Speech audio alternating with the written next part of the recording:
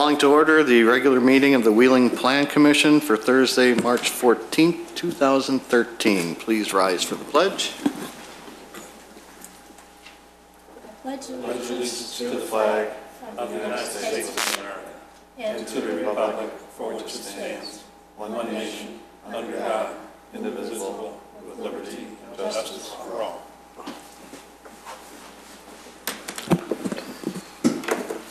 Mr. Secretary Pro Tem, would you please call the roll? Commissioner Burns, I am here. Commissioner Dorband? I'm here. Commissioner Johnson? Here. Commissioner Powers? Here. Commissioner Schaff? Here. Commissioner Stilen and Chairman Rafato gave prior notice that they could not attend tonight's meeting. Thank you. Mr. Jennings, any changes to the agenda? There are no changes this evening. All right, next is citizens' concerns and comments. Are we limiting that to anything? A couple of minutes if we have them, yeah. Couple minutes if we have any concerns that are not on the public hearing. Did we get anybody to sign up for the? Is there anyone wishing to speak on an item that isn't a public hearing item for tonight? Okay. Next up is consent items. We have one for a approval of a wall sign, docket number SCBA 13-7, Tire Chief at 112 McHenry Road. Move to approve. Second. Call the roll. Okay, motion was made by Commissioner Dorband, seconded by Commissioner Burns. Commissioner Dorband? Yes. Commissioner Burns, I vote yes. Commissioner Johnson? Yes. Commissioner Powers? Yes. Commissioner Schaff? Yes. And 5 yeses and 2 absents. All right, calling docket number 2013-5, Starbucks Coffee, 1083 Lake Cook Road at Lexington Commons Plaza. Special use and site plan approval for a restaurant with a drive-through.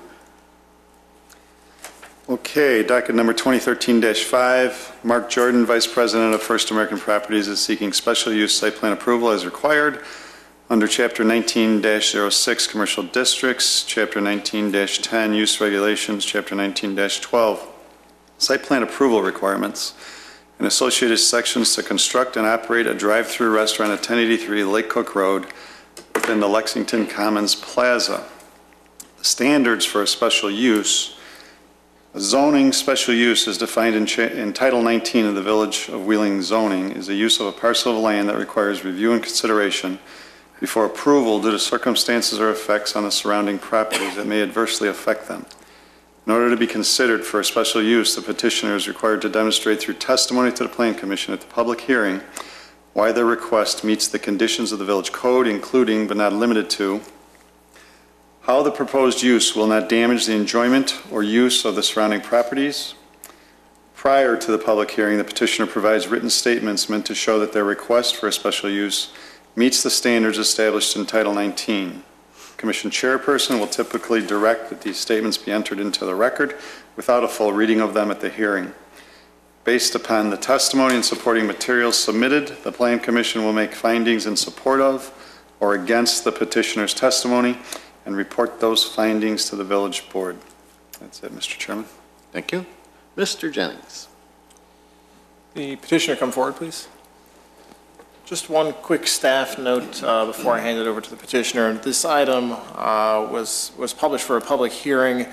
We originally started that process about 30 days ago. Within the last 10 to 14 days, staff and the petitioner have been working on revisions to this plan to improve the vehicular flow around the site. As of today, several of the layers of the plan are still under revision. The site plan itself has been revised, and we have that image for you here. Depending on how the commission discussion goes, it may be necessary to continue this item to a later date so that the additional layers of the plan can be revised to match up with the site plan. But with that, I'd like to hand it over to Mr. Jordan. We do need to swear everybody in for this. Since this is a public hearing, I have to swear you in, so please raise your right hand. Anybody that's going to speak, get everybody done at one time. Come on up. We don't have a secretary to take names? We do not. We'll get them as they come up. Okay. Do you swear that everything you're going to tell us tonight is the truth? The whole truth and nothing but. Okay, we're going to need your names as you speak. speak, so we get it in the record. Names and business address. And if you could pull the microphone over to you too, that would be great. Thanks. Okay. Mark Jordan, First American Properties. Our headquarters are at 1731 North Marcy Street, Marcey, Chicago, Suite 520, 60610. And keep going. Yep, you can keep going. Do you have the, thank you. Here we are. As Mr. Jennings said, the previous hearing preliminary and plans that we had developed originally had the flow for the drive-through window on the south side of the building. It's been reversed now to the north side of the building as a result of conversations we've worked with Andrew and his staff, and we all feel, including Starbucks, that this is a much better way to go for many reasons.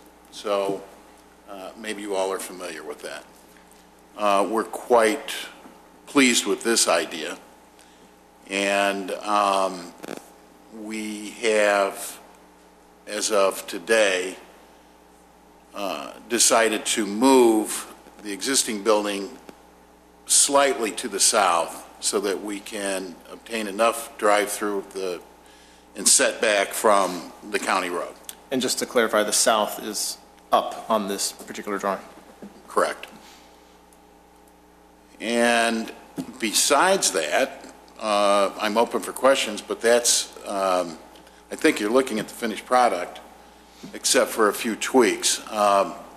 We're still looking at a trash enclosure location that will be beneficial, but not an eyesore. I believe at this point, that's it.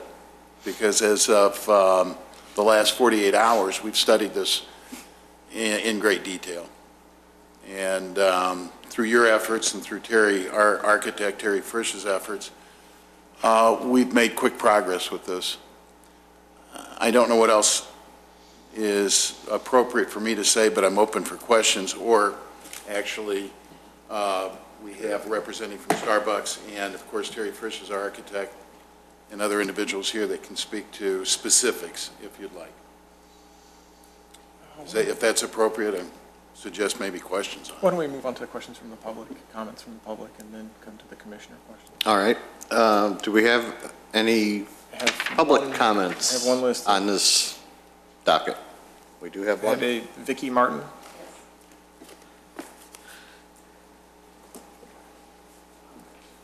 Hi, I'm Vicki Martin. I live at 735 Elmwood Lane in Wheeling. Please raise your right hand. Is everything you're about to tell us the truth? It is. Thank you. I do have some concerns about the Starbucks. My major concerns are, well, for one that was mentioned, the trash enclosure, if something else could be done with that. But my major concern about trash is having it thrown into the neighborhood. But my biggest concerns, I mean, and that's been a problem, having, just trash thrown in the neighborhood. My biggest concerns are the traffic control. Traffic on Lexington Avenue is a terrible speed trap. I shouldn't say, it's a speedway, not a speed trap. It's a speedway. There have been 2 accidents. I did not get all the information from the police department because I was there today and they couldn't get it for me today.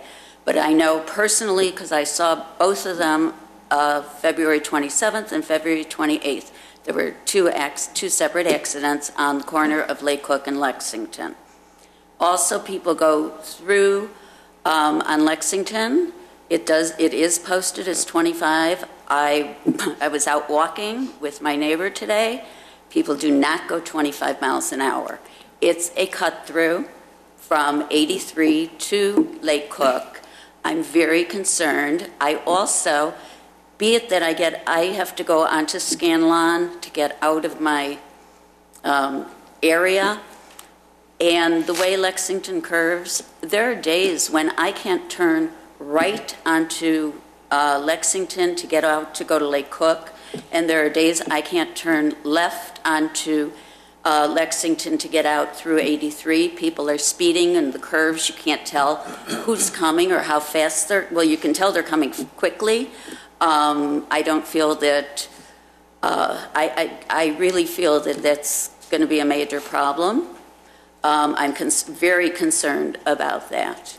I was concerned about, and I'm not sure exactly where the speakers are going to be for the Starbucks. I can't see them on there, and I couldn't. That's the speaker there? Okay, well, I was concerned about the noise from the speakers. Just basically people, traffic, trash, noise, and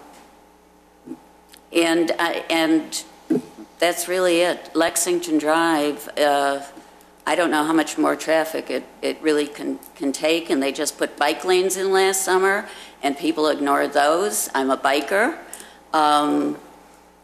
I just really think that something's got to be done for the traffic, and if necessary, noise barriers put up if the noise from the speakers bother the neighborhood. If it's at all possible to look into putting in some kind of, this is not a through street sign. I know it's the village property, but people, believe me, during rush hour, they are rushing. And also during the day, like I said, this afternoon I was out walking, it was about 3:30, and people were speeding down Lexington. And that is a major concern to me about the traffic and the safety, especially when school is out and the children will be out. Thank you.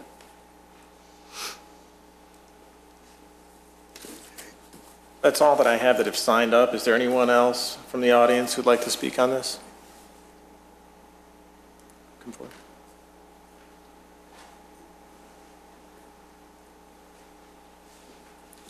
Have your name and address, please. Mark Renko, 735 Elmwood Lane. And is everything you say here tonight going to be the truth? Yes. Okay. I also feel that the trash is something that concerns me as well. I live right in back of the existing retail building, and I get beer bottles and pizza from Jake's Pizza thrown onto my side, so it makes me just a little bit nervous about what the future tenant's going to be in the other part of that building and how you guys are going to make sure that Starbucks doesn't have the same effects. That's what I'm nervous about, just the trash. Thank you. Thank you. Anyone else from the audience have any questions or comments? I'm going to close the public portion. All right, we're going to close the public portion of this, and we'll get back to the petitioner presentation then. Yeah, we can take questions from the commission. Well, was there more? Do you have anything else you wanted to add before we go on to the questions from the commission?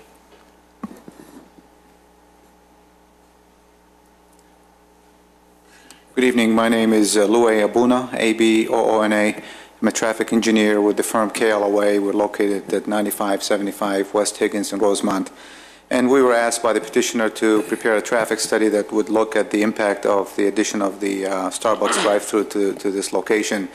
And what we did is we looked, in fact, at the intersection of Lake Cook and Lexington and the access drive into Lexington Commons, simply to see, how this additional traffic from Starbucks would impact the area, impact the intersection, and also its ability to enter and exit the shopping center.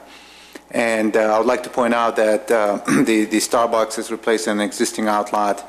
The access drives to Lexington Commons will remain as they are. So basically, this traffic will utilize the curb cuts that are existing. There is a right in, right out on Lake Cook Road, and there is the 2 curb cuts on Lexington Drive. So this is what Starbucks traffic would be limited to. One thing about Starbucks traffic, particularly in the morning, is majority of its traffic is diverted from the existing traffic. It's what we call pass-by. So these people are on the road already. They see the Starbucks, they come in, buy their coffee, and they continue in the direction they're headed. And the good thing about this store is it's located on the direction when the traffic is the highest in the morning. The highest amount of traffic is going eastbound. This is the right side because now cars can come in. They can either enter off Lexington Drive, make a right, and then make a left, or they can go to the right and right out, make a right at that location, and then go buy their coffee and whatnot, and then come out and then continue east on Lake Cook. So simply for that reason, the impact of the traffic from Starbucks will be very limited, again, because it's right in, right out, and also because it's diverted from the existing traffic. As far as the intersection of Lake Cook and Lexington, Lexington Drive in the morning carries a fair amount of traffic in the northbound direction.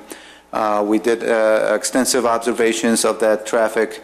It does occasionally extend to the driveway that would allow the Starbucks traffic to enter the shopping center. However, every time the light turns green, that queue clears, so if there's a car waiting to enter the site, they could do so. There's also the ability for the traffic to enter the southern access drive into the shopping center. So Starbucks traffic has the ability to enter both entrance drives on Lexington as well as the right in, right out. In terms of the additional traffic on Lexington Drive, again, this type of use is oriented towards the high volume street, which is Lake Cook. Will there be some traffic that perhaps would be on Lexington Drive? That's very possible, but it's going to be very limited. It's probably going to be more oriented towards the neighborhood to the south, more so than any cut-through traffic or any additional traffic that would feel the need that they would come off McHenry Road, come all the way to the Starbucks and go back. So the impact on Lexington is going to be very limited. The impact on Lake Cook, again, is going to be very limited, again, because of the fact that a lot of that traffic is already on the street system. So in summary, we believe that this is an appropriate location for the Starbucks. It's within an existing shopping center. When it's the traffic peaking characteristics occur in the morning, the shopping center is generating very low traffic, and it attracts most of its traffic from the existing traffic on Lake Cook. Mr. Abuna, could you, in your analysis, did you have any sense of the length of time the northbound queue for the light blocks the Lexington access drive? You know, it depends, Mr. Jennings. I mean, I sat there, you know, during the morning and observed that there were instances when there was no backup, and there were other instances when the traffic built up slowly, and it reaches the driveway, and then perhaps 30 seconds or a minute later it clears, depending on the cycle time on Lake Cook Road. But every time the light turned green for Lexington traffic, the queue cleared, and that did not happen every time. Now, like I said earlier, if it does happen, cars have the ability to utilize the second driveway, and if there is a car waiting for a gap to turn left, Lexington Drive in the southbound direction is wide enough, so there is a car that wants to go to pass that waiting vehicle, they could do that by going around it. So it's, at no time is going to cause any backup of traffic onto Lake Cook Road. So there's enough space, if you were to be in the southbound lane waiting to turn left because you can't get a courtesy gap, there's enough space Yes. for additional vehicles from Lake Cook to go around to the right? Yes, there is. And again, you know, a lot of these customers are repeat customers that would stop in the morning. And, you know, some of them will learn in time it's easier just to continue east on Lake Cook and use the right in and just basically come around. And the way now that the entrance to the drive-through is oriented, it probably would be more advantageous for the customers to come in off the right in, come around and enter and then exit and either use Lexington Drive or go back to the right out and continue east on Lake Cook.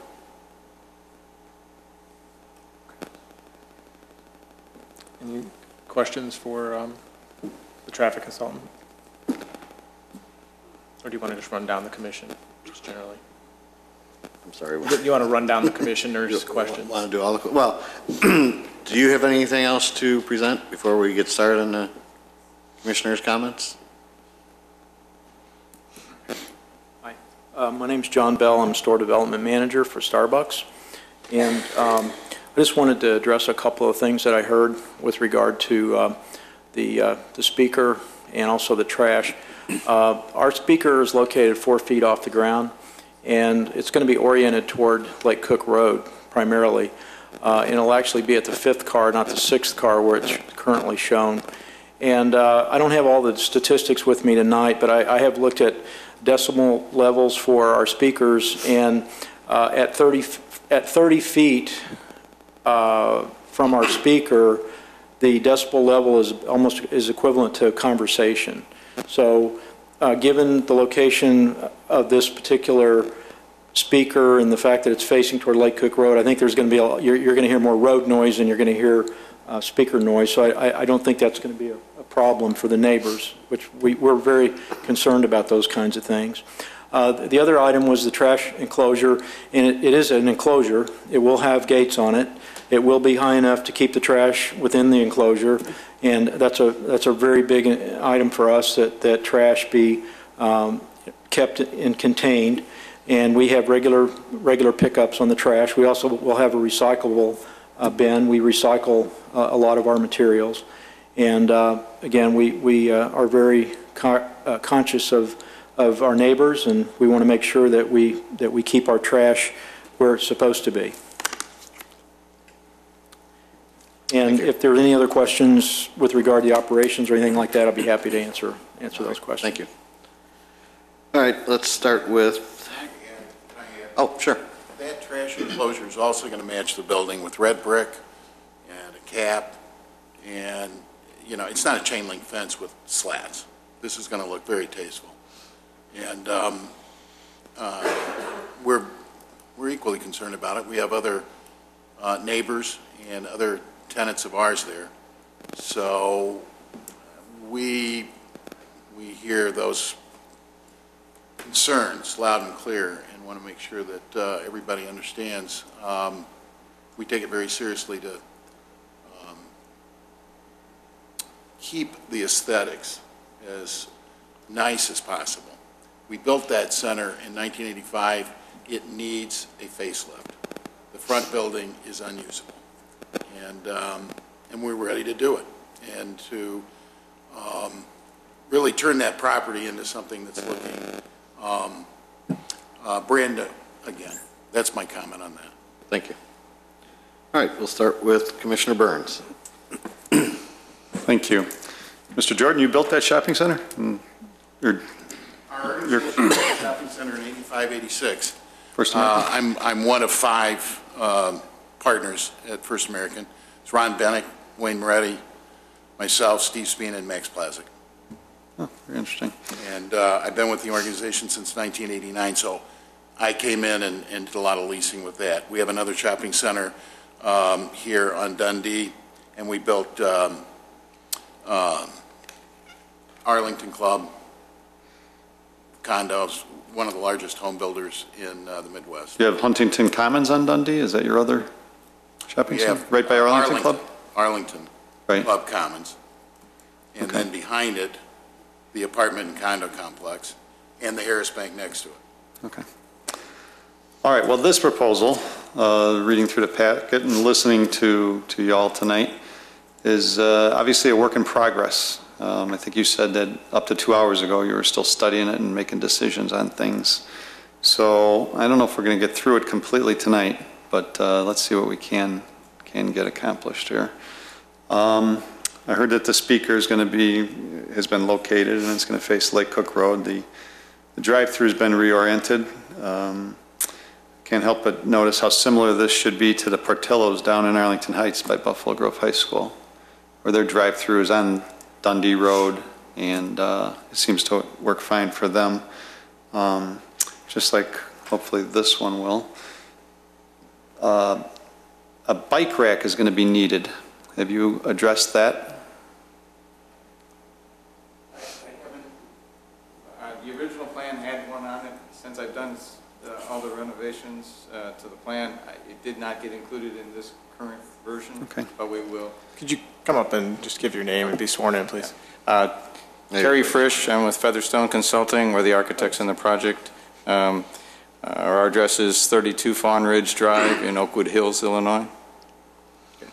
Okay, so, yeah, I believe 4 bicycles have to be accommodated, is that right, Andrew? Yes. Yes. So figure out a place to place a bike rack. Yeah, there's several places, on this current plan, either, close to the trash enclosure, also on the east side, adjacent to the landscape area along that back walk. There's plenty of spaces where we'll. Okay. Another thing we'd like to see in a plan that we finally approve is what the height of the trash enclosure is going to be, what the gate is going to be that closes on the dumpster when you don't need to get in and out of there. There was some comment in the packet about, I see you've already included that in this drawing that's now up on the board, that would be a pretty good location for handicap parking. So, very good, thank you for including that. Have you thought about a fence along that drive-through lane to separate it from the little parkway and sidewalk, the Lake Cook Road sidewalk? There's been a lot of discussions about the drive-through adjacent to the walk. Talking to Andrew, we initially had the walk pushed, or the driveway pushed further to the north, trying to maintain the existing building footprint. Yeah. It got very tight. We came up trying to put a fence in there would have been almost impossible to do based on the location. Yeah. And the county, in discussions with the county, they require the fence to be at least 1 foot off of their property line. So that's why ultimately we've ended up, eliminating the existing front north wall, pushing that back 3 feet so we could create a buffer zone or, a space that we could put a fence or something along So there. you got some elbow room there. Yep. Yeah, I didn't know you moved off the north footprint there. I think you will have a fence around the patio area to the west. Yep. And, just simply for protection, so to speak. And possibly the landscape area as you're coming into the drive-through. Actually, yeah, in that area. Yes, sir. I mean, that's what we've been discussing. Okay. But not so much necessarily on the north side of the driveway. Go ahead. I don't know what you're looking for, a fence. I was almost trying to get more back to some sort of landscaping, screening of landscaping rather than a solid fence. Well, I'd be real interested to look at whatever you come up with and Is it more of a safety concern then? yeah, it's pretty close to that sidewalk, it looks like. Well, we'd still be 3.5 feet from the sidewalk, so it's not. Okay. It's not any worse than a lot of sidewalks along the main highway, so. Okay. We're not objecting to it at all, though. I mean, there have been a lot of very good suggestions, particularly from your staff, that we've incorporated. And we've looked at that. If it makes a lot of sense, we have no problem with it. We want to make sure aesthetically that it looks good. Exactly. I'm not adamant that there has to be a fence. I'd like to see what you propose. But it was something that was. Wrought iron might look better.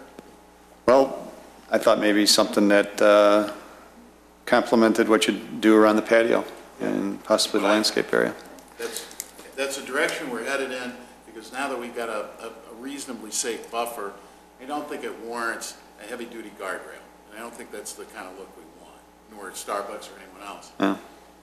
But as you put it, something that complements around the landscaped areas would be our preference. Plus, you can see through it. It's a drive-through. It's very slow. Yeah. But keeping safety in mind too, it would probably be a good idea. That's the way we conclude. All right. And I saw the notes from the fire department and the health department and the engineering department. There's a lot of details you got to work with staff on, of course, that I won't get into specifically. We are aware of them, and they're not unusual at all. Yeah. And those are the questions and comments I have, Mr. Chairman. Thank you, man. Thank you. Commissioner Dorband? Thank you. Can you tell me, you're moving the future tenant as well as Starbucks back to the south. Approximately how far to accommodate for the widening of Lake Cook? We're moving it back 3.5 feet from the existing front of the building. Okay. When you speak, could you speak a little closer into the microphone, please? It's hard to pick up. Thanks. I'm real familiar with that shopping center, but I'm just wondering, with moving it back that far, I don't think there's going to be an issue to accommodate the parking that's already there, right?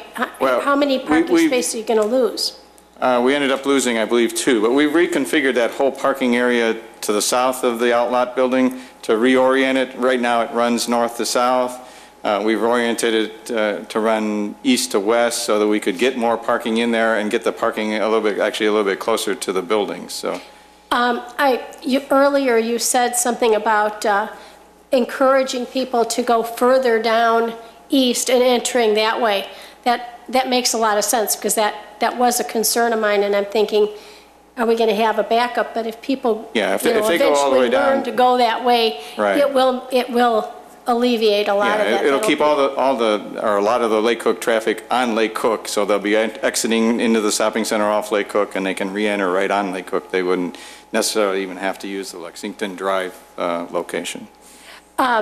What Starbucks is replacing is obviously, and the other tenant is obviously a much greater use than what was currently there. And I've given this a lot of thought, because I'm very familiar with Lexington. I walk through Lexington all the time. I walk down 83 or McHenry Road, and I walk through Lexington, so I'm real familiar with that.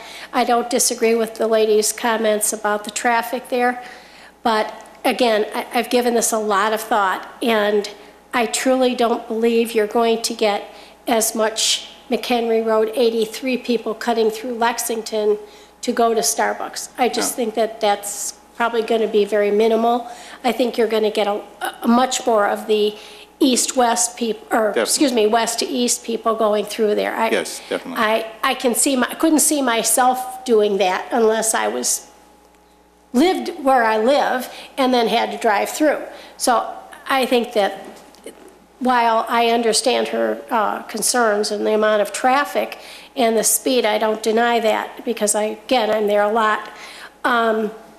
But it's possibly we can take that up with our police department traffic people, and let them take a look at that and have them maybe watch that more closely, because I don't disagree with her. I think she's absolutely right.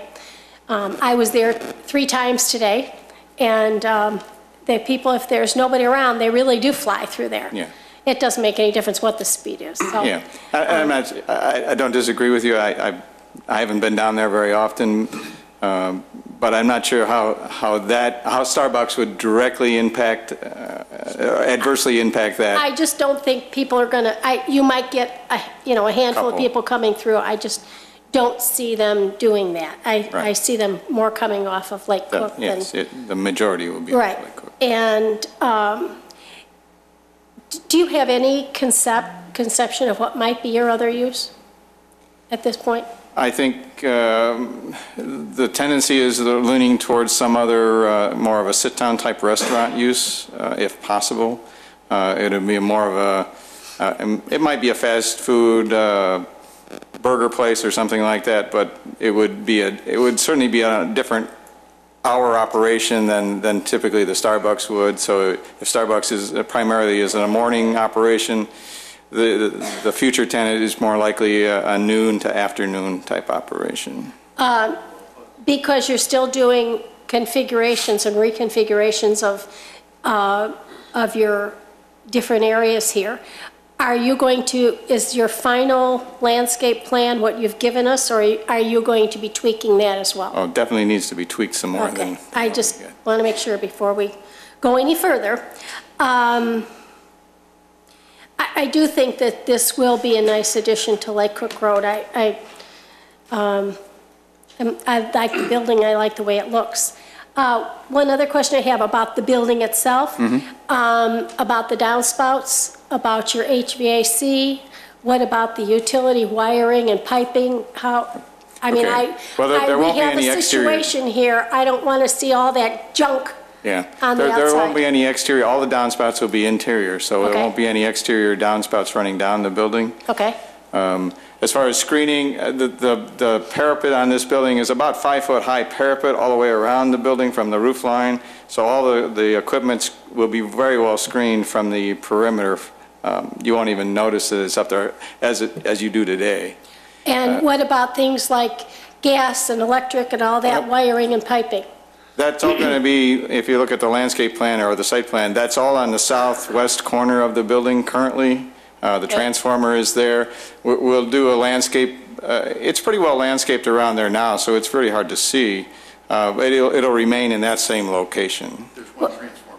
Okay, basically what I'm looking for is that this building looks good on all sides. We, Stu, because, No, we've had situations in the past and we've been burnt and I don't want to get burnt. Sure. the main entrance for the two tenant spaces is on the south. Okay? So it's very important for us to have that elevation look very nice. All the elevations will look nice, but we can't skip. Mr. Jordan, can you come to the microphone, please? I'm sorry. We can't skip one of the elevations. I mean, they're all very visible. And we're going to be consistent all the way around.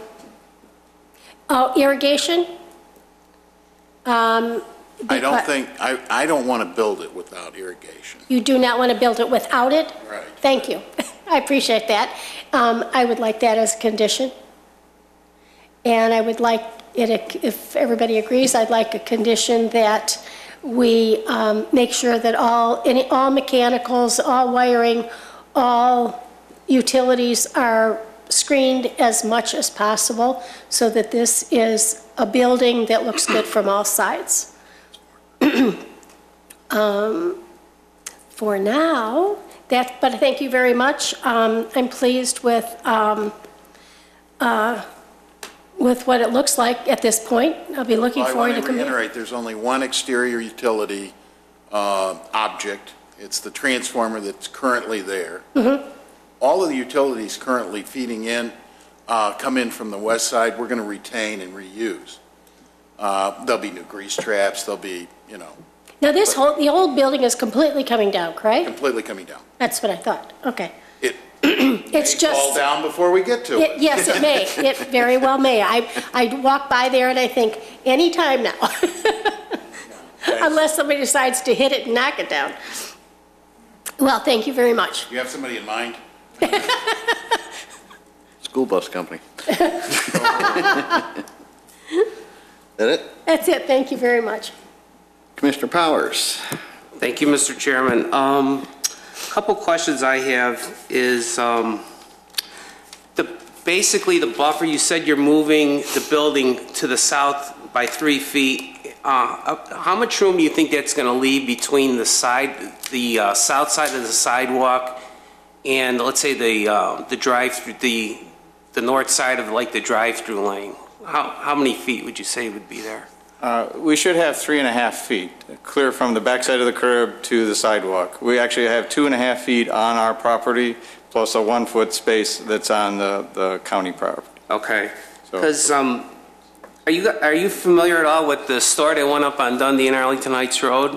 That's kind of like my idea of what I like to see in a way, but they also had like the railing concept. They had like a 3 foot high railing concept around the patio, but it also kind of extended like around the front. I was wondering if somehow that could be used as a buffer along Lake Cook possibly, rather than a fence. You have like a metal railing Yeah. somehow. I think we tend to lean towards a railing rather than some sort of a fence. Make it look architectural rather than fence.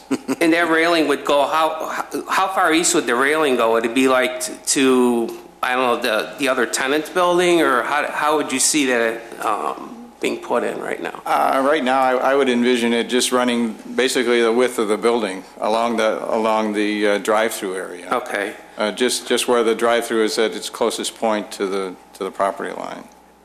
And then can I ask about the west side of the west side of the drive-through? How much room is there between the west side of the driveway and the sidewalk? Like where on the landscape plan here, there's like 3 big trees planted. Do you know approximately how much room there is in between there? I think that's around 12 feet. Okay. I don't know, like for a buffer, would it be possible to like berm that in any way? I don't know if that would be necessary. I'm just like throwing out an idea, like to do like some kind of a landscape berm. I don't know. I think those trees are existing though, so I don't think we want to try to create a berm where we would damage the existing trees that are in that parkway there. So are those the 2 trees that are over by the transformer there? Are those 2 real big ones? Are you going to save those, or are those going to come down and you're going to replace those somehow? Those will have to be replaced, I believe. Those are in the location of the actual drive-through now. Okay. The actual, I don't know if this is the point to talk about it since we haven't seen any elevations yet, but how about the actual markings in the actual parking lot for like this, how to signify where to go for the drive-through? I know there's going to be markings probably on the parking lot itself, but are you planning to put up any kind of monument signs at all to direct people where to go?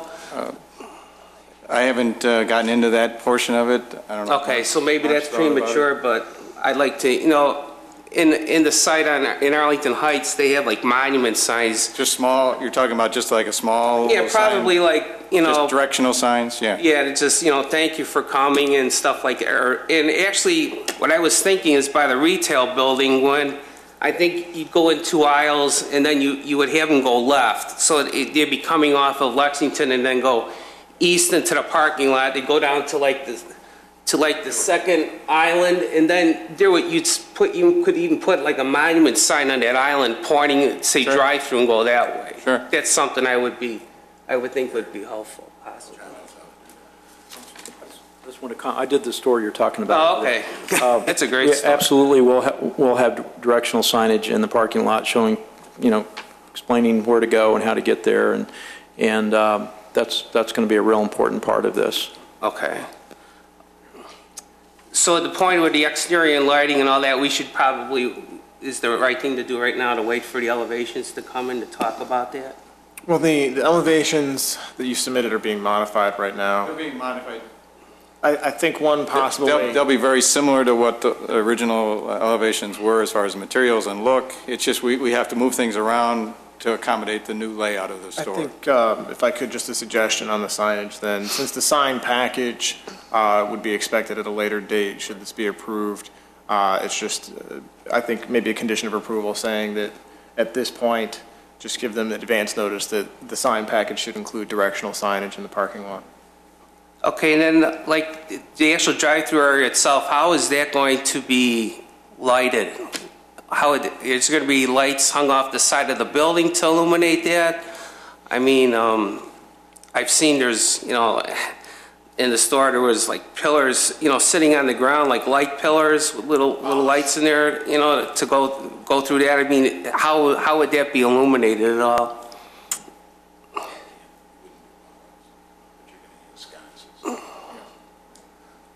Sconces. Okay.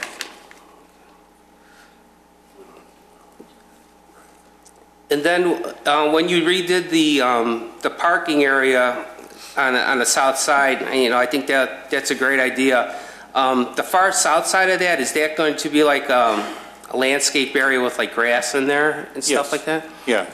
Actually, a portion of that, it's hard to see on this plan, but a portion of that is already existing. We're just filling in the current driveway that's there, just connecting those two, basically. So yeah, that'll be a landscaped area. There actually is a fire hydrant on the kind of the east side of that space, facing towards the south drive. But yeah, we'll landscape that. That'll be a landscape. Okay.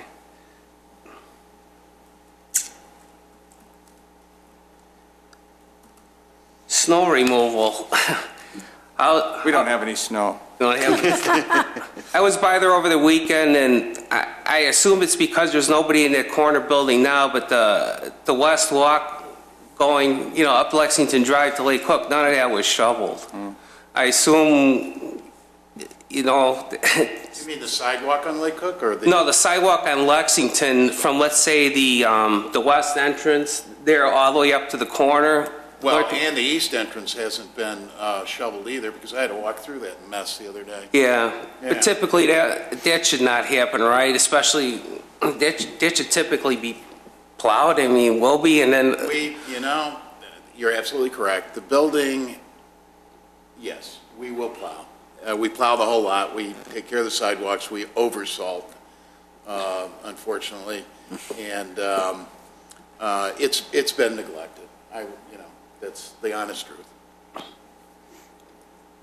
As my ruined shoes will attest to. Okay, I think that's all I have for now.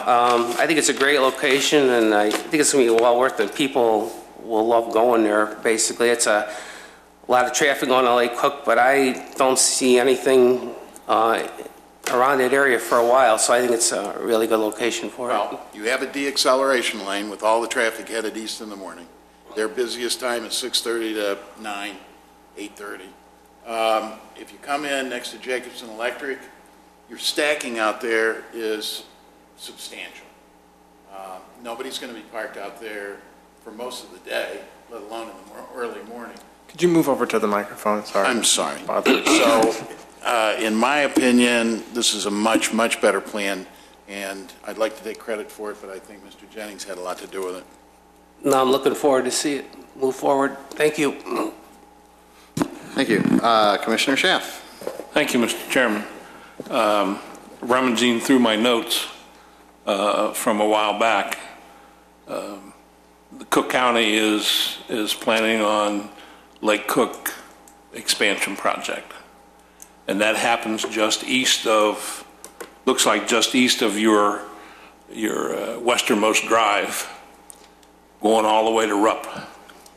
They're going to take 4 lanes and make it 6. Now, the meeting that we went to was a noise abatement, and they were asking people if they needed sound barrier. I don't know what effect that this is going to have on your project. If you're already close, Lake Cook is going to go right up against that sidewalk. Well, my discussions with the county were that they weren't doing anything in front of our property. That nothing was being changed, and there was no... They're going to take Lake Cook right past that, where it's 6 lanes right now. Mm-hmm. They're going to make that 6 lanes all the way down through Buffalo Grove. Well, they didn't... And that's going to, well, that's a project that we went in early 2012. Whether that comes, or not, I can't tell. But we did go to the meeting, and it shows that those 4 lanes, or the 2 eastbound lanes becoming 3 to hook up, that's going to have that could cause some problems. That's my contention. I think maybe going back to the county,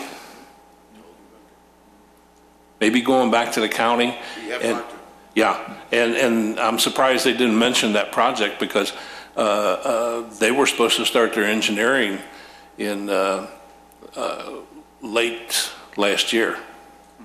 Yeah, Well, we own the building across the street too, that Harris Bank is in, and Could you come up? that will affect both sides of the street. Yes, it will. Well, they did widen it to the lakeside. They condemned part of the property at Harris Bank not too long, I can't remember. So it's been within the last decade, for a bike path. All that's going to get ripped Yeah. out? There's a traffic problem on Lake Cook. Lake Cook is just, it can't handle the amount of traffic. And in 5 years, it's going to be, and you're going to have cars going down through there 45, 50 miles an hour, and that creates a lot of noise. Now, I know there's some noise barriers on the north of Lake Cook, and I just wonder if, what effect this Lake Cook expansion project will have on this Starbucks project. Because in concept, it's a great location. Couldn't ask for anything better. So it'll come up close to the sidewalk. The deacceleration lane, you'll still have a buffer there, but it'll absorb some of that, a substantial amount of that. Is that how? I don't know. I think they're trying to make 6 lanes of traffic moving through Lake Cook. They don't want to slow down. Okay. My suggestion is to go back to the county, say, what effect is this project? And maybe they're throwing it out. I don't know. The last I've heard is this is a huge, huge project, but they need to do something with that Lake Cook traffic. I understand the lady with the concerns through Lexington. And I use that all the time. And when I go 25 miles an hour down through there, because I see that sign, there's traffic backed up almost all the way to Lake Cook. And I slow down just because of that. There's always people walking through there. Well, that's near here nor there, and that's a different problem. Well, it is, and I'm active in my community, and what we find is if you post speed identification, you're going too fast at 34, the flashing signs. We have them now located throughout, and the police staff is taxed enough. Yeah. If we have this signage up, we found, there's enough guilt in that driver to slow down a little bit, and I think we're all aware of that. And we find that that's the best thing. And I don't like speeders. I live on a very heavily traveled street. There's 30 miles an hour. You can't find anybody doing 30, and we all know how that is. Yeah. But we do. I'm very impressed with how the signage, the electronic signage, and it doesn't have to be on all the time. During the peak travel times during the day. And it's a possibility really for that problem. Well, the police can't be everywhere. And I understand. And speeding, I don't like it either. Yeah. But that's a different issue. It's a different issue. I'm trying to focus on this Starbucks property because if you have to move that building back again or do something with that drive-through, it could affect this project. Granted, Cook County, Illinois is in bad enough shape without, doing something and then having to rip it out and have the county pay for something else. Is there anyone at the county who to talk to? We have talked to the county. Evidently, the person we're talking to isn't aware of the Lake Cook Road expansion, so we need to talk to somebody at the county. I wish I had a name for you, and I'll look in this. Because it is surprising that the person we've been talking to, or Terry hasn't brought this up. It's. We got this from our director of community development, but I didn't see a name on here, nor did I take all of that information. We intend to investigate it. But I would think that's a good idea. Very prudent. Okay, thank you for that. Thank you for that. I have one other issue. Yes, sir. And really that entire area looks pretty barren as far as landscaping. You mean along Lake Cook? Well, through the whole. And throughout? There's no, you've got the trees in the islands. I wish there was something else that we could see in there to give it some life or color or something. Granted, there's no question about Yeah. it. And landscaping comes with it. And I have a lot of comments in that area with evergreen, particularly because, let's face it, we live in a climate that's barren and aesthetically tough to get through from, Right. late autumn through. And we could do a lot with evergreens, for example. It keeps a fresher, nicer green look. Yes. There's a lot that needs to be done. Not just the parking lot islands, they're always tough. They're always tough. Granted, but I would hope that you would at least look into that. Oh, we're going to do more than look into it. We're going to find the right, we're going to find the right trees in the parking lot that might survive. And if they don't, that we can Yeah. change out quickly on a regular basis. That's number one. Lake Cook Road could use lower, because the merchants are going to be they want to be seen, and I Sure. understand that. But we do need to put a buffer there with some green space that looks appealing. Something that's tough enough to withstand the salt and so forth. That's boxwood. And that is, Looks good yeah. out here. I mean, you hit a subject that's near and dear to my heart, so I get heavily involved in that. We want it to be red brick with a kind of a limestone look to it, clean, but, up to date. And then we want to take that look on the outlot and spread it across the fascia of the main strip center. So it's a Yeah. facelift. Yeah, and of course, we would like to see, those plans. They're coming. They're coming. Okay. Would it be improper for me to ask if it was possible for a vote with contingencies on these items, or is it, what I think do you at recommend? this point, because the number of items that are still in revision, I think, I've got a list here, I'll just flip through it. Good. Before you ask that question, I'll just flip through the list of the things that, just based on the discussion, I've got a running list here.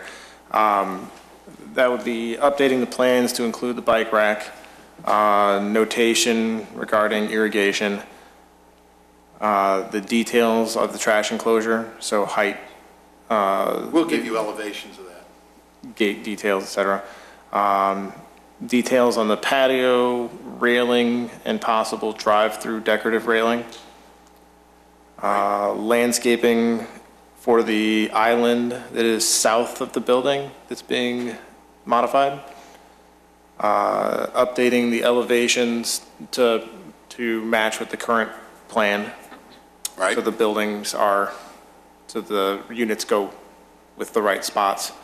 The updated floor plan, the building material samples, and I've got updated landscaping. I think that refers to the space that's now been created here. I think that's what I was jotting that down for. You mean and you mean the floor plans for Starbucks? Yes. Yes. Okay, we had those before. We just need to flip them over. Okay. Flip it, and I think what you'll find, the parking count for our zoning code is related to seats and employees, so we need to just double check that once the floor plan is updated to make sure that we're still, right now we're right on the parking calculation, so we need to just confirm that that's still the case. And then the other note I had was that for the future, if this were to be approved ultimately, signage, the sign package should include directional signage, possibly encouraging use of the Eastern Drive. So- Andrew? Yes. Would it be inappropriate at this point to see if we can at least talk with the traffic people at the police department to see what can be done to, slow that down a little bit? I know in the past, they've put the smart trailers out there. Now is not obviously a good time of year, but, maybe a little more traffic control for a while. Sure, I think we found anecdotally after the bike lane went in, we found that anecdotally, the perception was that it did slow down somewhat. I think in the winter, you're probably less likely to see that, but we can talk to the police department about either a It temporary. would be helpful if we could have speed. that for the next time they come back, if possible. Sure, and I guess what I would ask then is, we've got a meeting next week, which is held open right now. We've got an open agenda, and I would ask what kind of time do you think some of these details, again, the signage doesn't have to be done, but typically the Plan Commission, when recommending a package of plans to the village board, would have, the elevations, the landscaping. I think all that stuff can be done. Doable within that amount of time? We need to have it to you in order to have time for you to prepare it for next Thursday. And that goes back to the question of the Plan Commission. Having seen this amount of detail, you've got the elevations, the materials are there, we're just rearranging them. With the notes, is there any concern among the commissioners about taking these plans with the extra 3 feet and updating them? When would we see the final version? Right, I don't want it to wait until next Thursday night right. before we see. What kind of time do you think you would need to? With some of these plans, I can tell you from our experience that I'll some let of them John have been stay up updated tonight. within a day. Maybe the answer is, how much time do we feel we need to review it? That's a good question, because we'll work towards that. And, well, we've hit on a lot of the issues tonight. If we had it to you Tuesday, would that give you sufficient time? I'm sure I can put the sign package together. The rest of it falls. The sign package can be reviewed as a totally separate docket. The note on the signage is just for future reference. Everybody understands that if the signs are to come in without directional signage, the signs would be delayed. Yeah, we're more Won't interested. you, and it's not, I mean, won't the village tell us what that's going to be, and we'll comply with it? Sure. We want to do it. Sure. But yeah, we're more interested in the floor plan, the final landscape plan, the elevations, definitely. Right, so if we had it to you Tuesday, would that work? for my purposes, yes. What I would have to revise based on this is very minimal. I think what I'm asking is more of the, on your end, is Tuesday possible? And on the Plan Commission's end, how much time do you want in advance of a meeting? That would basically give us 2 days. That works for this commissioner. How about all the questions that engineering and the health department and the fire department had? Are they going to get through all that by next week? The questions from health, the biggest question from health relates to the floor plan. I don't know if anybody here is able to speak on the floor plan. How about the grease trap? The grease trap, I think there's an understanding with a restaurant that the grease trap, there is an existing grease trap that I think will have to be replaced, depending on what kind of conditions it's in. Absolutely, it's going to be new. And that would be part of the permitting Exactly, process too. and that's what I was just going to say, is that a lot of that is more permit related. The only thing that is,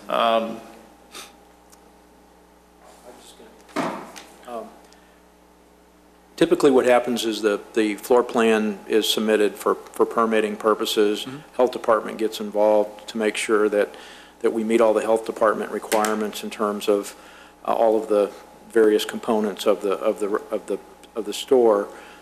Is your request for a floor plan just to see how the store is going to lay out, because you need to understand how it relates to the overall space, or is that part of the? Is this part of the approval that you're doing? There's two reasons. Sorry to cut you off. Go ahead. All right.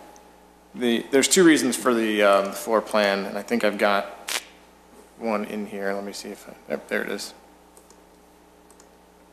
So right now, your floor plan, the comment back from the health department was that it doesn't appear, based on this, with the dimensions and labels that were available at the time, it doesn't appear that so far this plan met their requirement for a minimum dry storage area.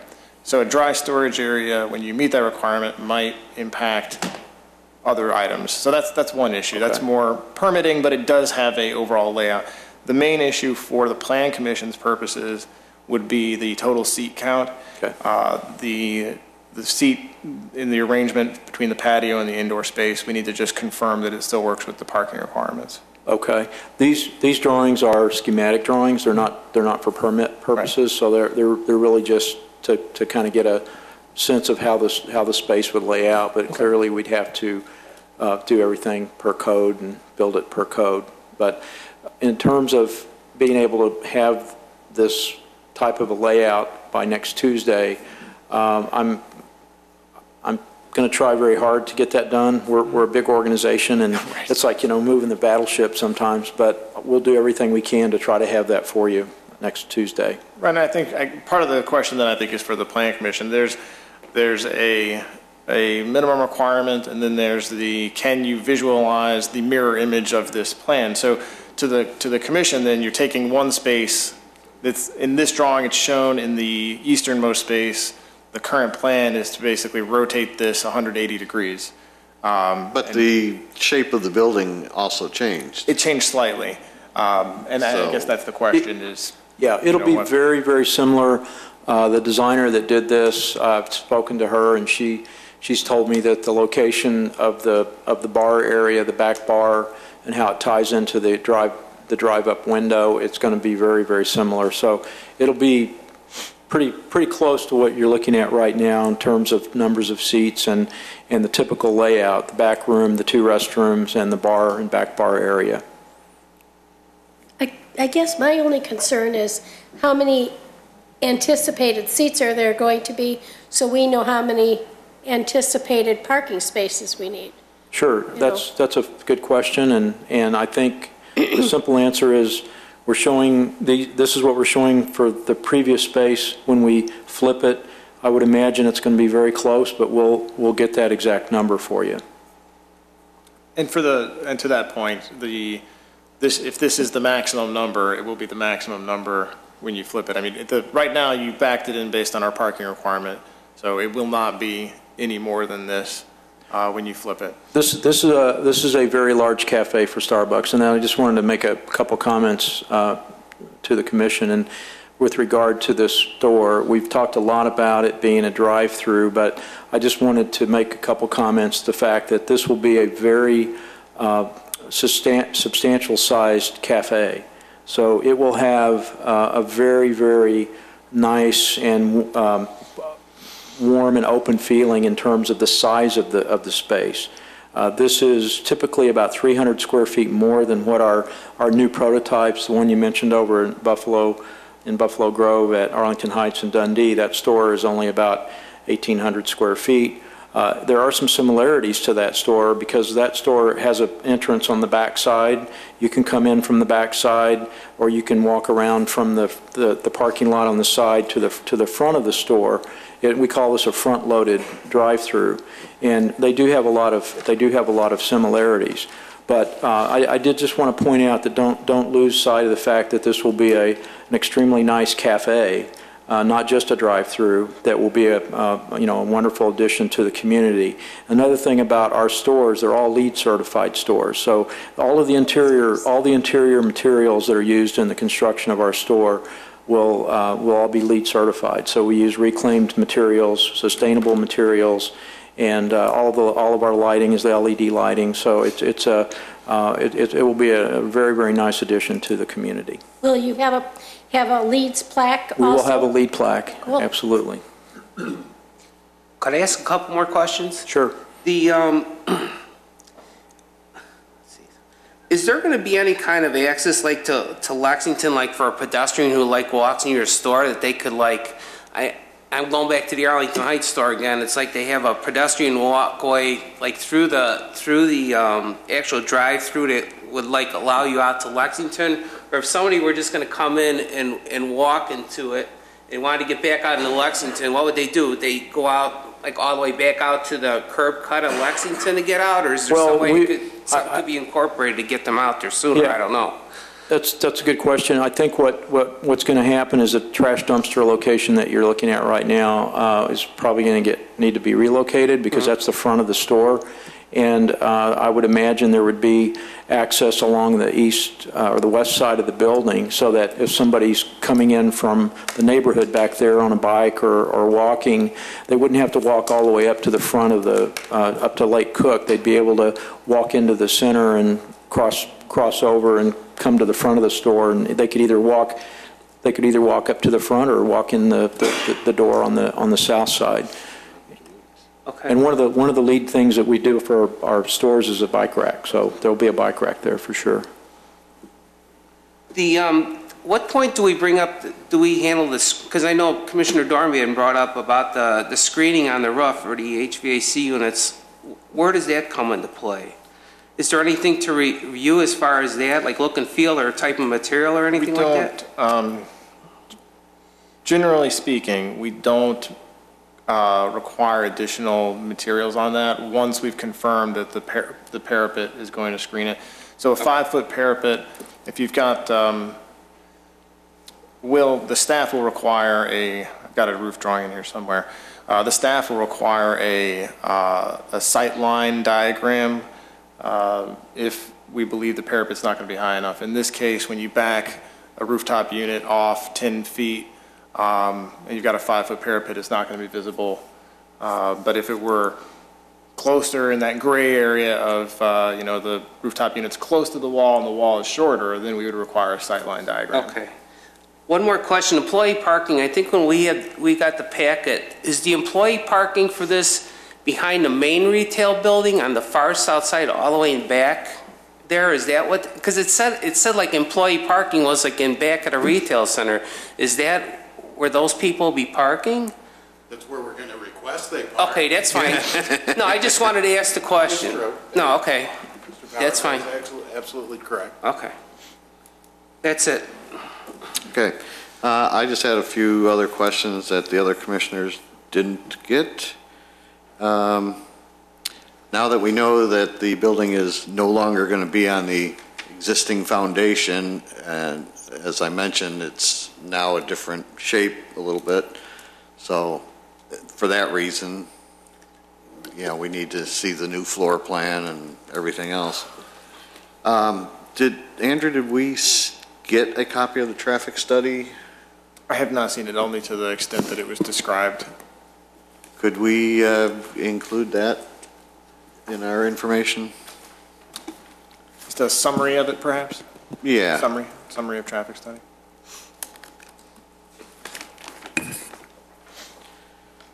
Concerning the fence by the drive-through, I'm a little concerned when it also involves snow removal. It's we want it attractive, but when a snowplow goes through there and pushes that snow, it's got to be strong enough to withstand that. And you're going to be pushing it on that sidewalk, which then has to get cleared. It's a challenge. Yeah. In my line of work, I have to tell you, we do go back to the landscaping companies quite often and use their snow removal services so that they have to live with their sins. And I find that over 40 years of doing this, that's probably the best way to contain it. They're going to break stuff, but that's the fastest way to get it fixed, because I don't want to look at a fence that's laying halfway down. Yeah. Nobody does. Seen that all too often where it's just leaning over. Well, I had a note here about material samples, but we'll get those the next time. Trash enclosure, now that you're going to be moving it, but if it were to be in the spot that's shown here, was there going to be a back man door into that, or would employees have to go through the handicap stall and Yeah, through the main gates? We hadn't planned a man door, but I mean, certainly could be incorporated. Again, I think we have to look at where we're going to end up putting that. Right, yeah, now it's kind of up in the And air. it may end up being, all the way on the back of the site somewhere, and we'll just make them walk around there. I'm not sure how we're going to do it yet. But we'll incorporate that into the next. You want to make sure set of the gates are closed as much as they can be. And I'm sure Starbucks employees don't leave gates open, but who knows about your next tenant? Mr. Antor, any comments you want to add? No, yes, I have several. I did have a question earlier that wasn't shown on the original submittals, and now you're talking about fencing around that patio on the west side by the exit from the restaurant. If that area is fenced in, you'll need to provide some sort of a gate and a means of exiting to the means of egress, because that's an exit from the restaurant. Right. And I think the goal was just to put the fence along the drive and Okay. leave the back side of that open towards the landscape rather than putting a fence along that back south end of the patio area. If it does get, yes, we will definitely put a But, gate. and again, they also need to have a way to get to the means of egress, so you may have to have another sidewalk or something along that line to get up to the front sidewalk. As far as one of the comments in the review letter, looking to relocate the existing fire department connection, which is in a poor location, someplace on the east side of the building, and it looks like that may interfere with some of the landscaping, but wherever the fire department connection ends up, need to go with some sort of a low ground cover type landscaping instead of big evergreens right in front of the FTC. And then the last item that I had was, and I don't think you've shown it yet, when you talked about moving the building 3 foot further to the south. Again, don't have the drawing, so I don't know, but with the doors swinging out into the sidewalk, you need to maintain a certain amount of width to that sidewalk for the egress requirements. So I don't know what you were planning to shorten up or how you were planning to relocate that. That should be about it. Thank you. Any other questions from the commissioner? Do you have one? Yeah, I was just reminded, as long as you're writing down notes, where you put in that fire department connection, a fire hydrant has to be within 50 feet. Is that correct? Yes, that was in the review comments. Commissioner Dorbman? Yeah, I just wanted to thank you for being considerate about the salt tolerant and the additional evergreen. And so I appreciate that very much, because that was one of my concerns. I think it'll look a lot better. And how about down at the other end? Anything else? No, just one thing. The letter I got about this Cook County expansion, that came from Mark Janik. And Andrew can give you his name. He's the Director of Community Development. And he may have a contact into the county on this, And I will give him a call. on this expansion project. I absolutely will follow up with that. Yeah. I know what's going on with that. Because the Lake Cook, Dundee, and Hintz are all bottlenecked.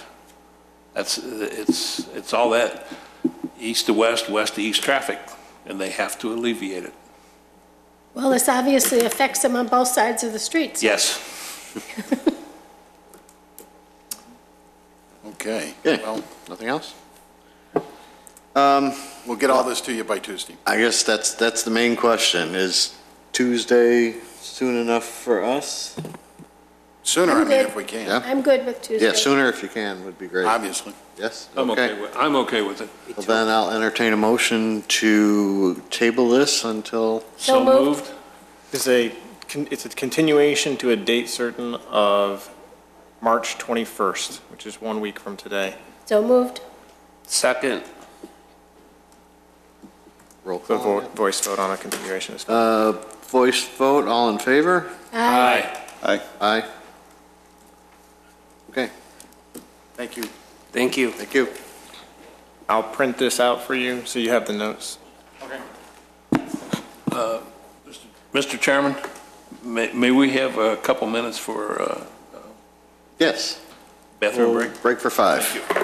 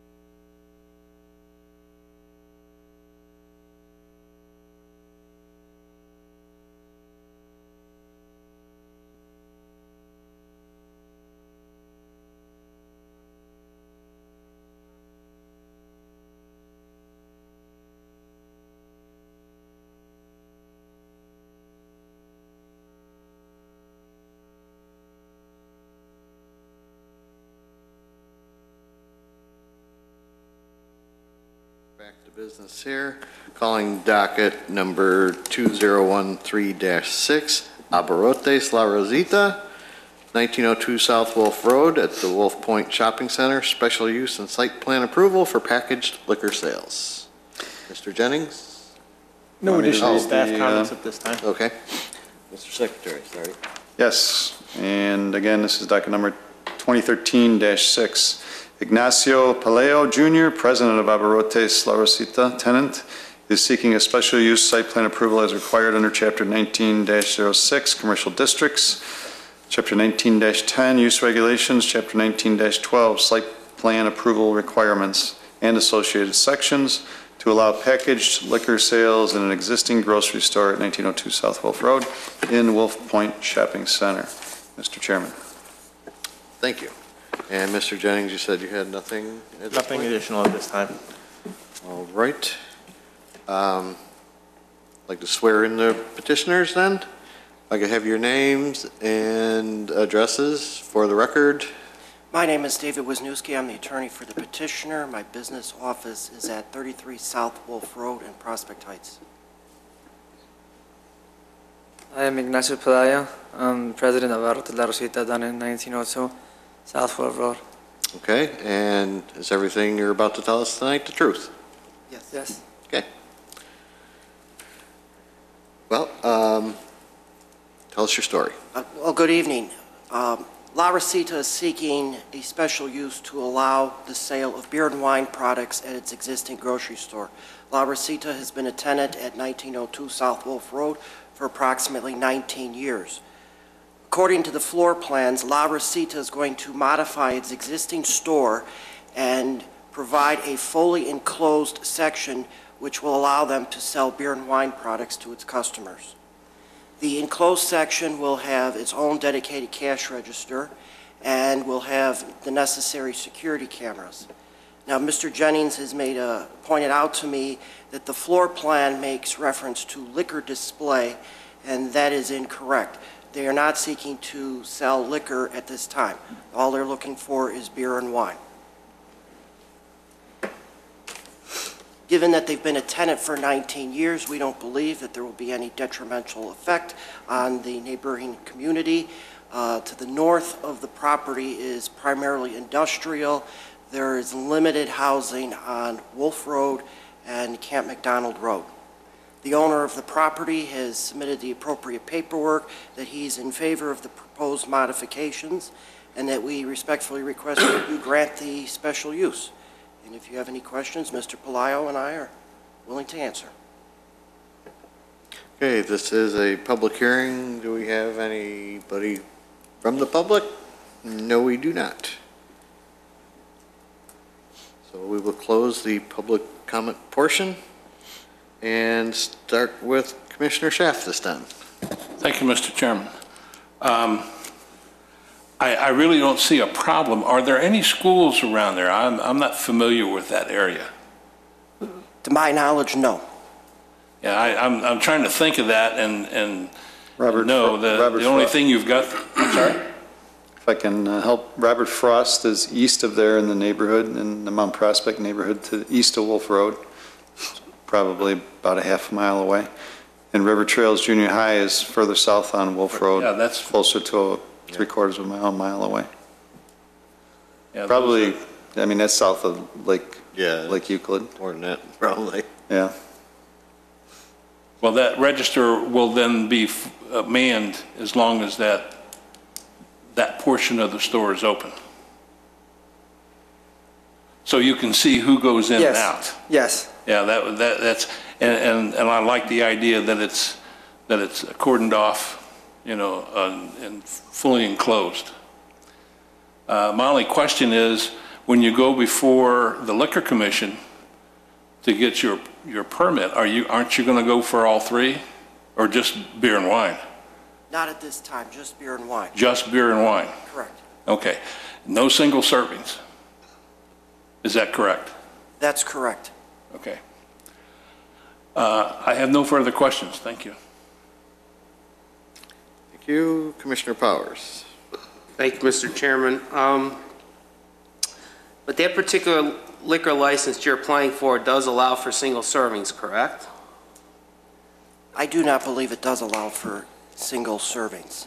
It does. The single serving restriction was lifted about a year ago, so the license requirements have been modified probably since you originally started looking at this.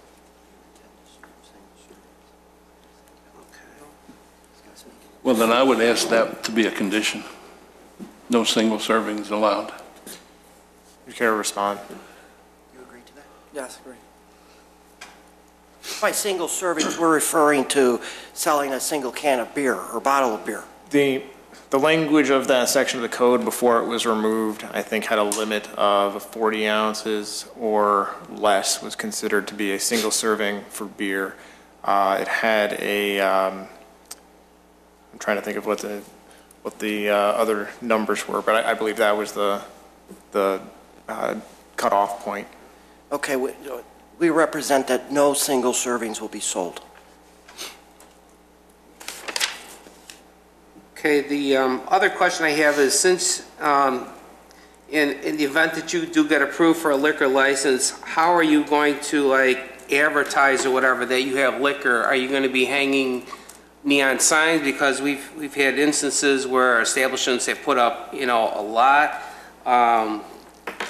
The awning in front of the store, obviously that's torn. I would hope in the future that that's going to be repaired in one way, shape, or form, that gets fixed. And if it does, are you going to put liquor, you know, the word liquor on that? I mean, what are your plans for if you do get approved to advertise that your store establishment now sells liquor? Yes, I'm planning to put the whole front of the store new with neons and add liquor to it too. So will you be adding, if you would be probably do that to the awning also? Yes. Okay. And you know that when you do go for a liquor license, the liquor commission will ask you to have somebody, you probably have get Bassett trained, correct? Get training, Bassett? Pardon? Get Bassett training, get certified for, you have to go through Bassett training in order to get a liquor license, I believe, or the village requires that, so they'll probably ask you to, you know, make sure you get that certification. Okay. Okay, I have nothing else. Mr. Plyo has obtained that Bassett certification. Okay, thank you. I have no further questions. Okay, thank you, Commissioner Darband. I have nothing, thank you. Commissioner Burns. Thank you. I think my question is for Mr. Jennings. Can we approve this contingent on a correct floor plan that shows no liquor sales, just beer and wine?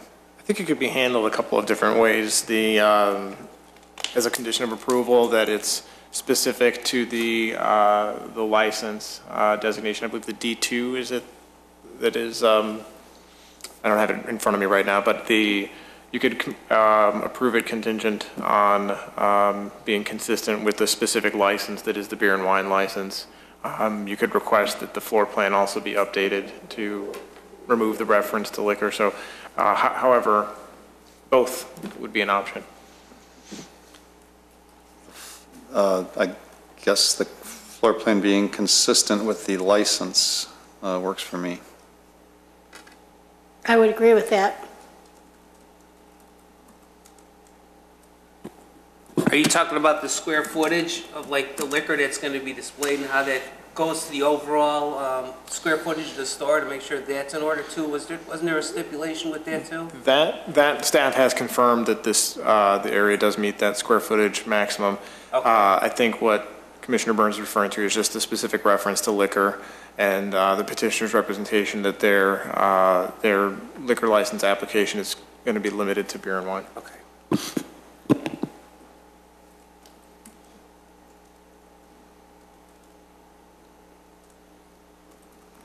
Anything else, Commissioner Burns? Oh, that's it. I'm sorry. Okay. I remember that we did something with the awning a while back. We approved. We have it in here, actually. Let me see. Yes, the awning that you see in front of you was approved in the fall.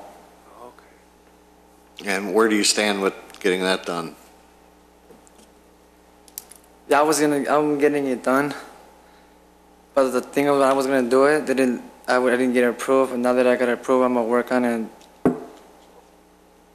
But the awning is going to stay the way it's shown Yes, just here. the way it is, it's Okay. just gonna be remodeled, and that's it. And add a liquor into there. And Andrew, refresh my memory, what our limitations are on liquor signs after we went through that so many times before? I don't have that right in front of me. They relate to the number of, the total number of signs and the. How many could be lit up signs? Right, the total versus number of printed electric signs. So the sign code has limitations on the number of window signs related to alcohol sales. Yeah. It has a restriction on the number of illuminated alcohol-related signs and non-illuminated. And just as a quick note on your plan for your awning, the display that's on there right now, you would like to modify it to say, to include the reference to liquor. You would need to come back and modify the sign permit for that. And we can help you with that and schedule it for a meeting should this all ultimately be approved. Okay. Okay, I guess that's all I had. Do I have a motion? Could we hear Excuse me, the, just a Do we second. have conditions? Mr. Antor, anything? No, all the things that we would have would be covered under the building permit process. Okay, thank you. Mr. Burton? I guess I'd like to hear what Andrew has for conditions. Conditions? Yeah. Number one, that the petitioner agrees that single servings will not be sold. And number two, that the floor plan will be updated to be consistent with the D2 beer and wine only license. I will confirm that it is the D2, it may be the D3 actually, I just don't have the designations in front of me at this second, but the intent of that would be to be consistent with the beer and wine only license. And we don't need to put anything in there regarding the canopy then? The canopy as it is an existing permit. If they want to modify it, they would need to come back. Okay. And I believe the motion already references your description, which had information about the hours of the store and some other materials. Did the commission want any sort of indication about the security? There was a statement made regarding cameras, and there was a statement made regarding having a separate cash register. Those items I don't know are necessarily clear on the plan. This would be the cash register, this counter area? Yes. And there's Your gonna be a commission- camera underneath there. Commission, see any need to Well, reference any? I mean, they've agreed to do it, but I think it probably should be in the conditions just so that we have a record of it.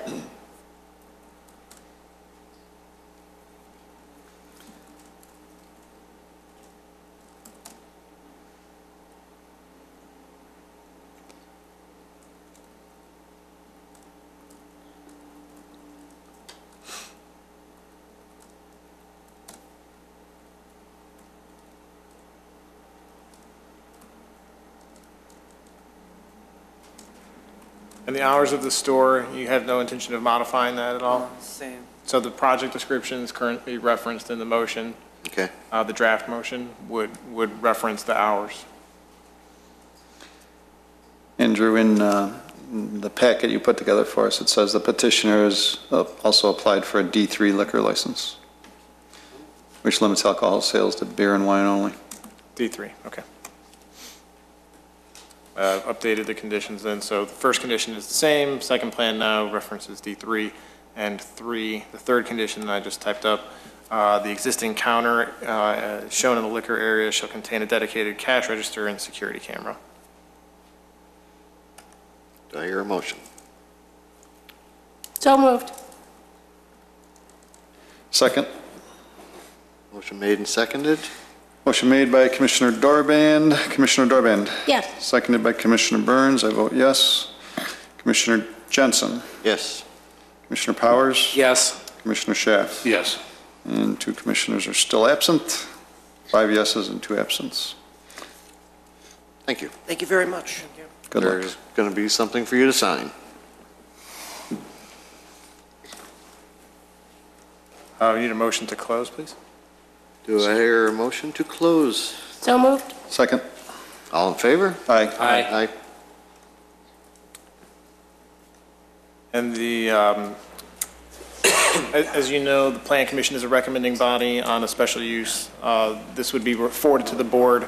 Our intention, usually with a liquor license review, is to try to have the liquor license and the special use occur on the same night so that you don't have to come back for an additional meeting. So right now, we would project that to be April 1st, which would be Monday night, April 1st. You can contact me for confirmation of that, but we've tentatively scheduled it for April 1st. Okay. Thank you.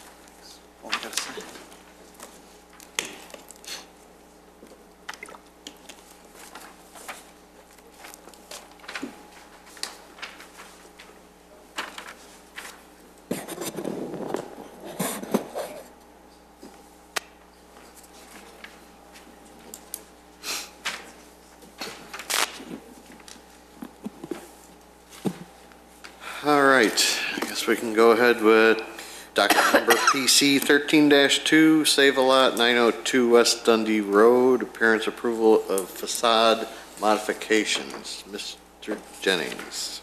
As the commissioners will probably recall, this item was just in front of the commission in February for two items, actually. Their signage and a proposed modification to the facade.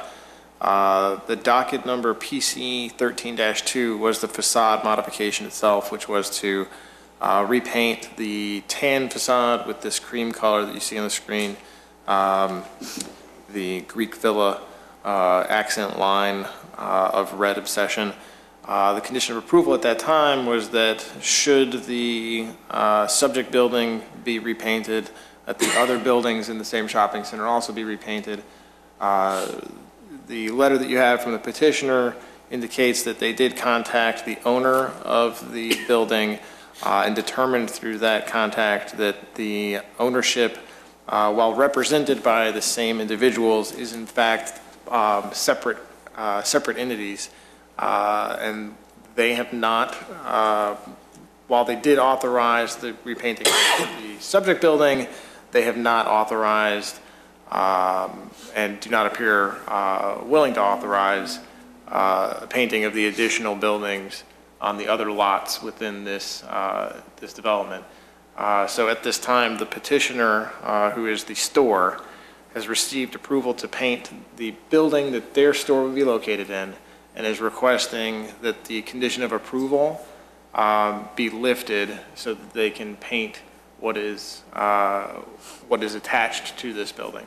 So you're saying the always amazing section as well as the piece for Save-A-Lot Yes, will be all the same color and will all be painted, correct? Yes. At least that section will be done, Right, correct? not I just not wanna the make whole sure. shopping center, which is Okay, what we I were just want to make trying sure to that get. piece is going to be done. And if it's not the consensus of the commission to do that, you have a couple of different options, which would be to not do anything.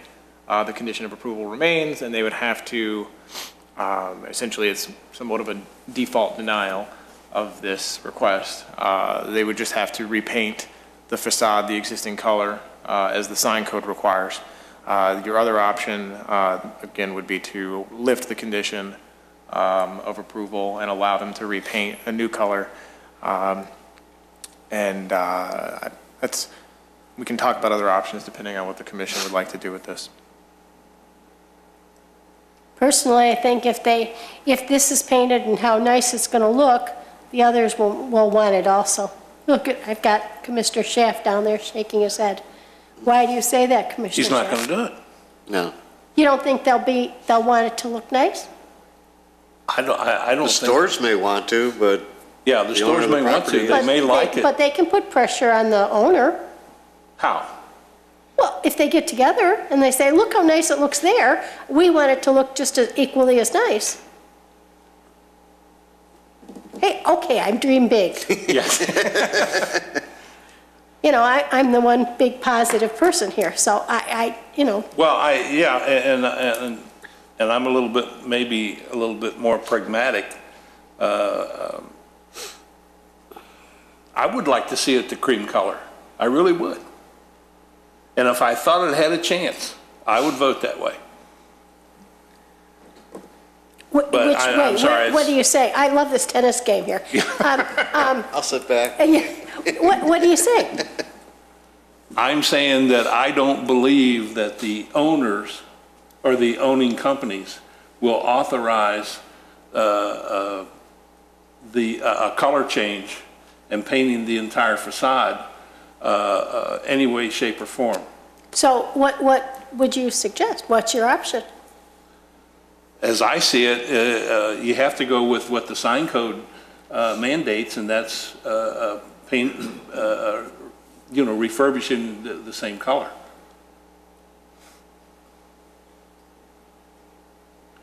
Because I'm sorry, go ahead, Mike. It's going to get painted either way. Apparently, the owners of Save-A-Lot and Always Amazing like this cream color more than the refurbished sand color or whatever it's called. If they repaint it the sand color, the other facades in the shopping center are still going to look different because it's an old paint job that's weathered. So I'm inclined to let these business owners have the cream color that they want. At least that one facade will look nice. And I do agree with Pam. I doubt it'll work. I think you probably have your own doubts about that. But yes, the people that are paying rent to the owners of the shopping center can say, hey, how about spending a little money here and sprucing the place up? And one of those projects could be painting those facades. Look how nice that Save-A-Lot painted that building. We can always hope, right? Yeah. But that's my opinion. I'm inclined to let them have that cream color that they want.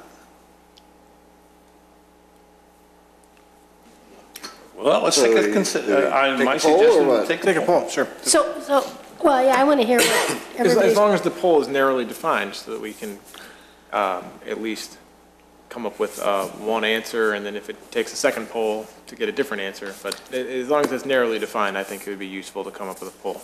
All right. He asked us to omit the stipulation. Yeah, let's hear our options here. Well, the one option is to grant them the color they want, Save-A-Lot wants, and the other is to have them repaint it the same color it was, which, as you pointed out, it's still going to be different than the rest of the shopping center and look fresher. Where are you going to start your poll? I'm inclined to agree that to give it to them, to let them paint the lighter color because it's not directly connected to the other facade that's painted. So, Mr. Burns. I would go with the cream color. I would go with cream color as well. Mr. Schaff? It's tough because I love putting pressure on this guy, and maybe that's the way to go. And I'll change cream color. And Mr. Powers. I'm glad Mr. Burns said something because I definitely do the cream color too. Because you're never going to get, I mean, how are you going to match the paint? It's going to be tough and brings up a great point. I'll take the cream color too. I agree. So I would need a motion to remove the condition from PC 13-2. So moved. Motion made by Commissioner Dorband and seconded by Commissioner Schaff. Any further discussion on the motion? Can you read the wording of it, Andrew, please? That the condition, I'm writing it right now. That the condition from docket number PC 13-2, as voted on February 14th, is hereby removed. And the occupant will paint the entire facade, The entire the facade proposed of the- paint colors, or? Yes. Including the sides, right? This dimension. I'm sure that's what it is, but. Yeah, I believe. Yeah, they wouldn't. Well, the letter states The the one sides. front and Yeah. two sides, I just yes. want to make sure, yep. Okay.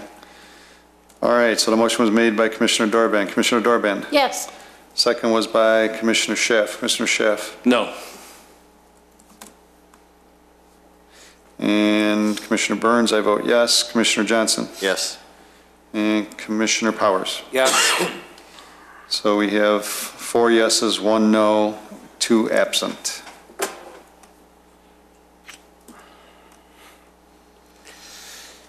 I have an absent commissioner voting. Let me just double check that. Sorry, 2 commissioners are still absent. We have only 5 votes, really.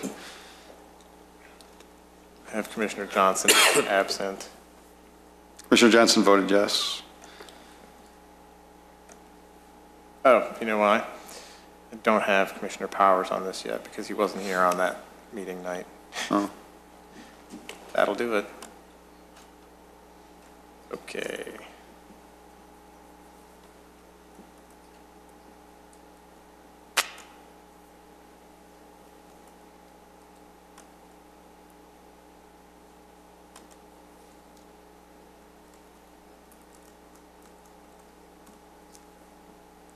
I have the motion carrying by a vote of 4-1 to modify the previous approval, docket number PC 13-2, the condition of approval, that the condition from docket number 13, PC 13-2 is hereby removed, Was that the only condition on that one? and the color shall be shown, the color shall be as shown on February 14th, with the painting to include the returns, would be the wraps around to the sides.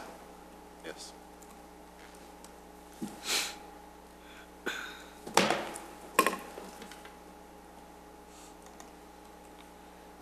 I have a motion made by Commissioner Dorban, seconded by Commissioner Schaaf, and I have a 4-1 with Commissioner Schaaf voting no and 2 absent. Correct. Okay. Okay. I will print that for me.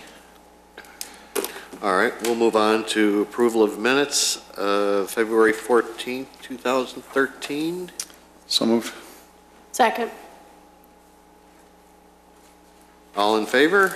Aye. Abstain. Abstain here too. Any opposed? No. Okay, approval of minutes from February 28th, 2013. So moved. Second.